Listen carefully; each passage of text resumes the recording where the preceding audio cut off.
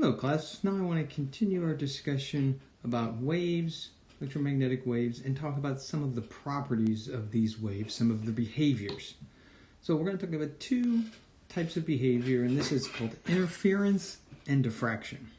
So interference is the interaction between waves, and waves can interfere in two different ways. We can have what's called constructive interference, where the waves are what we call in phase, meaning we have crests aligned and troughs aligned. And when these two waves interact, they add and you get constructive interference, or you get a wave that has a higher amplitude. If waves are out of phase, which simply means that they are offset by half a wavelength, or some multiple of that, say if they're off by half a wavelength or 1.5 wavelengths or 2.5 wavelengths, etc., where a trough and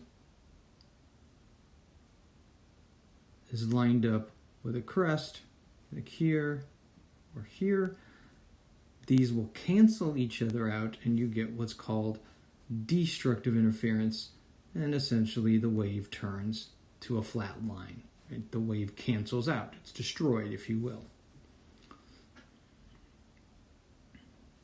And so we have constructive interference where the waves are additive, and destructive interference where the waves cancel each other out. Now, diffraction is when a wave traveling encounters an obstacle or opening in some barrier that is about the same size as the wavelength. So the wavelength is the distance, right? And so if this opening or object is on the same size as the wavelength, or around the same size, it will bend around it, or it will cause the wave to do what we call diffract, or to spread out. So what happens here is when that wave encounters that slit, it bends or diffracts the wave, and we get this kind of behavior, right? Where we think about this wave spreading out or propagating out in this kind of fashion here. Now, understand that while waves diffract, particles do not, and this will become important later on. So we got interference, we have diffraction.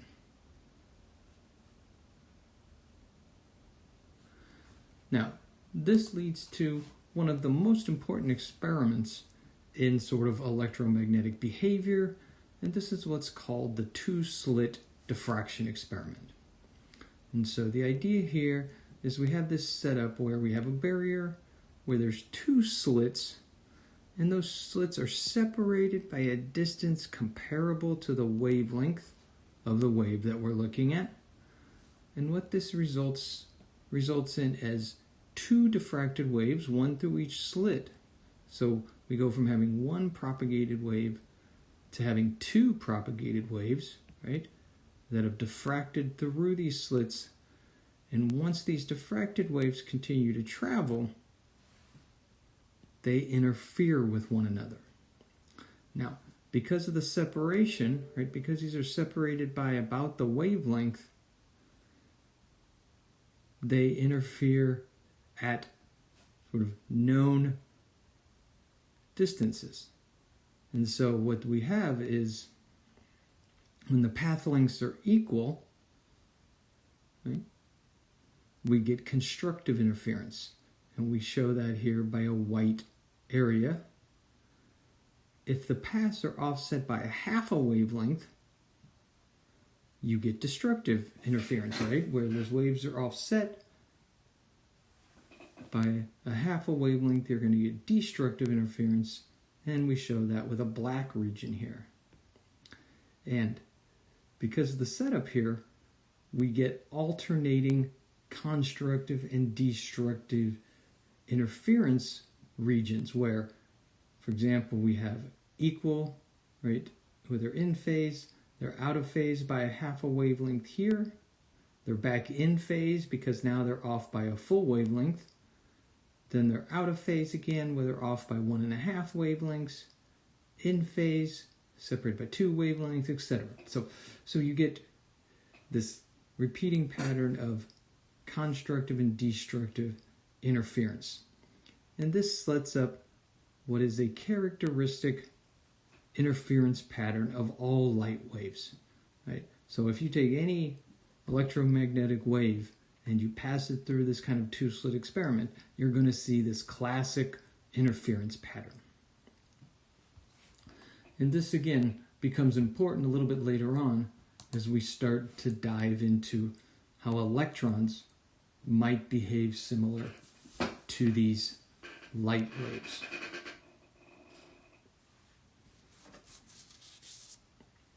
Now, as work was developing along understanding wave behavior, right, people were also starting to try to understand how electrons behave.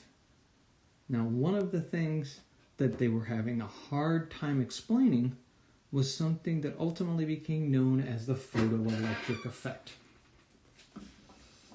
And the photoelectric effect is this phenomenon where light waves hit an object, metals, or where this was observed, and electrons are emitted from the metal.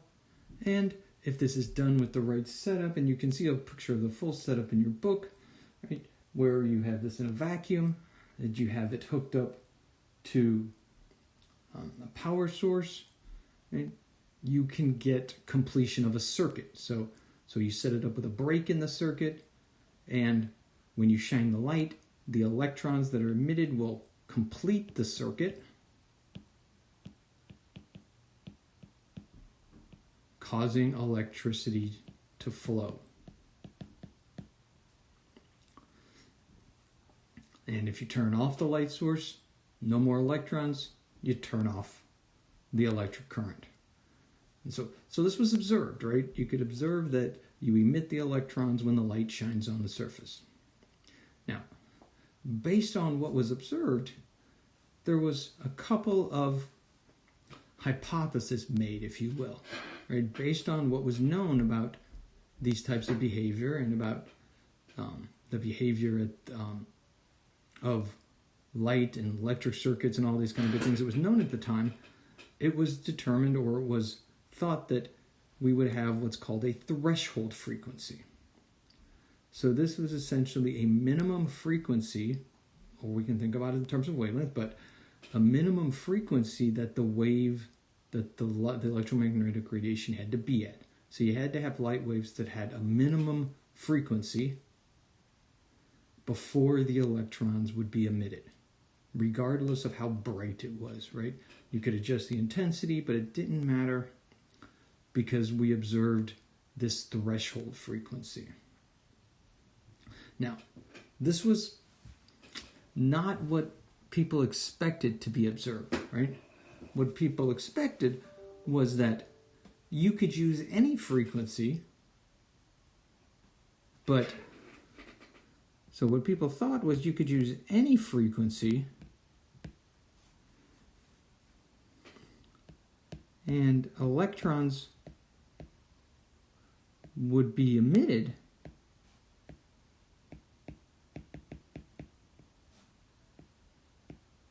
but with what was called a lag time, right?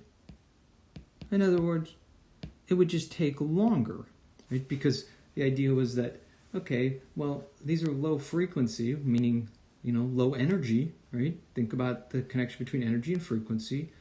Low energy light waves, right? We just would have to wait for more. This was an additive effect, right? That it would just absorb more and more waves, more and more energy, and eventually you would get enough energy where you could emit the electron. That's what was thought.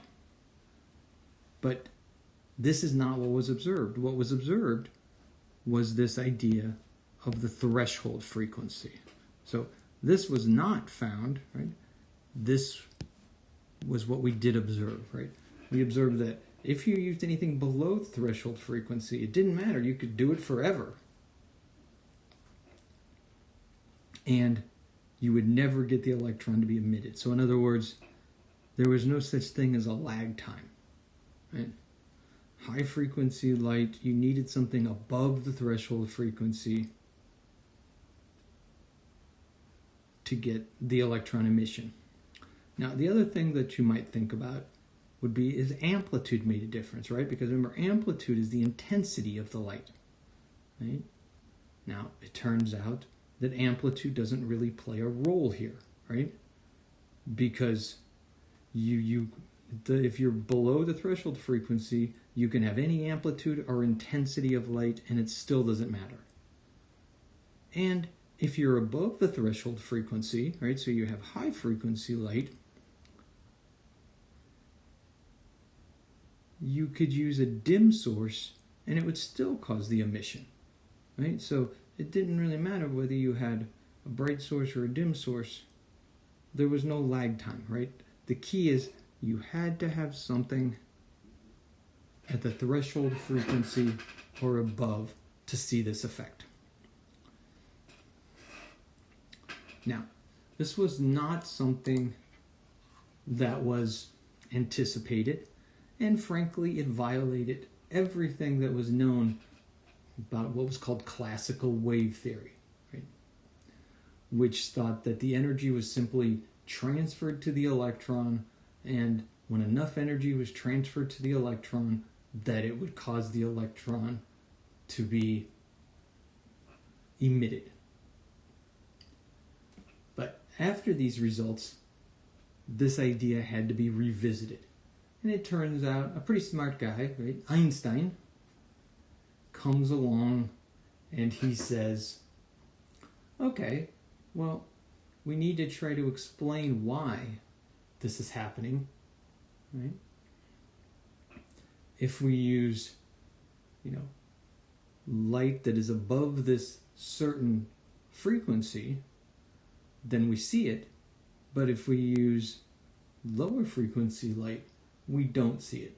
So what's going on here? Well,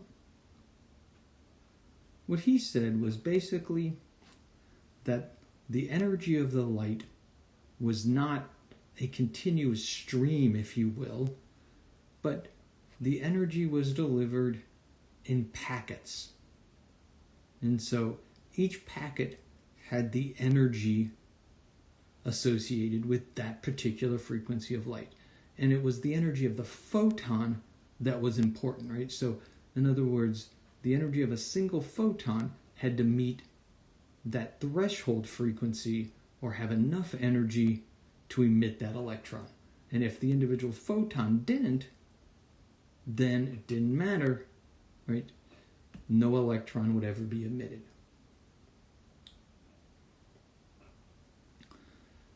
So what Einstein's doing here is taking this idea of quantization and saying the energy of a wave, or the energy of electromagnetic wave, is quantized. It has a certain quantity. And it's that quantity, right? It's the energy of the photon that's key to the behavior. Now, what do we know about the energy of the photon? Well, as we stated before, the energy of the photon is directly proportional to the frequency or inversely proportional to the wavelength. So, in other words, as energy goes up,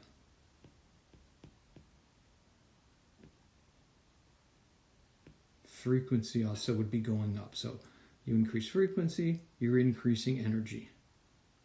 And it's just the opposite of that because, right, as you're increasing frequency, this means the wavelength is going down as the energy goes up. So we have a direct relationship between energy and frequency, and an inverse relationship between energy and wavelength. Now, this is a proportional, right, relationship, just like all these. And with all proportionalities, right, we have a proportionality constant. So when we look at the relationship between frequency and wavelength, that proportionality constant was the speed of light. Right? And we saw that the frequency equaled the speed of light over the wavelength. For the relationship between energy and wavelength, it is Planck's constant that is the proportionality constant. Planck's constant is represented by script h. Right? And so Einstein gives us the equation to represent the relationship between energy and frequency, right? The direct relationship, energy equals Planck's constant times the frequency, or you can also write this in terms of wavelength, where we substitute in that frequency equals c over the wavelength, and we get energy equals h times c over the wavelength. So you can write it either in terms of frequency or in terms of wavelength, and you can use either version of the equation depending on what's more convenient for you. So now, through the photoelectric effect, Einstein has given us the relationship between the energy of a photon, right, and the frequency and or wavelength of the light. Now, one other piece to this puzzle is, well, okay, so what if you use wavelength, what if you use a frequency that's way above the threshold frequency, right? The threshold frequency is sort of the minimum that's necessary. So what's the point of using anything above that? Well, what happens is if you use anything above that, the extra energy is just kinetic energy. So in other words, the energy of the photon at the threshold frequency is equal to what's called the binding energy of the electron. And this is the energy needed to pluck that electron away from the atom, right? It's the minimum, right? It's the energy that's holding the electron to the atom. You need to put in that much energy to break it free. That's the binding energy. And that's equal to whatever the threshold frequency would be. If you use above that, so you get extra kinetic energy. So if you take the energy of the photon minus that threshold energy, the binding energy, you get the kinetic energy. And this, the way we would observe this would be the speed at which the electron left, meaning how fast it was traveling, right? So we see this in how fast electron travels as it leaves. And so any extra energy is going to be transferred to kinetic energy of that electron as it's leaving the atom. Okay. So now we have the photoelectric effect. We have this concept of the relationship between energy and frequency, and we have this idea of the binding energy.